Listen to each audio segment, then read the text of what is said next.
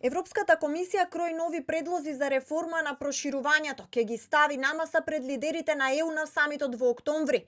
Ова го објави Euronews повикувајќи се на тројца представници на ЕУ. Според нив, проширувањето е на врвот на агендата на Унијата поради Црна Гора, која е се поблиску до финалната фаза за членство.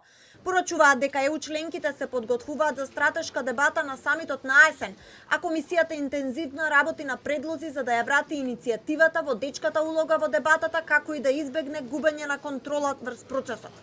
Видовме придонеси на темата од неколку земји членки. Комисијата исто така работи на ова прашање. Со нетрпение ја очекуваме предстојната стратешка дискусија за проширувањето и реформите на состанокот на самитот на Европскиот совет во октомври оваа година. Размислувавме за тоа како би можеле да се осмислат заштитните мерки во идните договори за пристапување.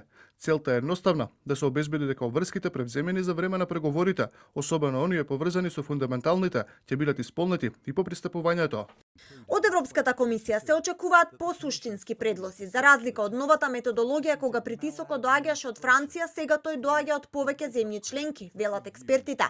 Според нив, на масата во Брисел се француско-германскиот нон-пейпер и документот на Бенелукс за ограничување на ветото и за механизми против уназадување на владењето на правото. Порачуваат дека кандидатките мора да бидат свесни дека и самите членки бараат гаранции за однесувањето на оние кои што ќе влезат. Македонија пак да не остане нем наблюдувач, советуваат експертите. Тука е всушност нашиот предизвик, поради што е многу тешко, барем од овие предлози кои што сега излегоа, да видиме некој излез, ако сакаме под наводници, без донесувањето на уставните измени, но не би ги занемарила во никој случај дискусиите и не би стоела како држава, не можеме да стоиме како нем наблюдувач.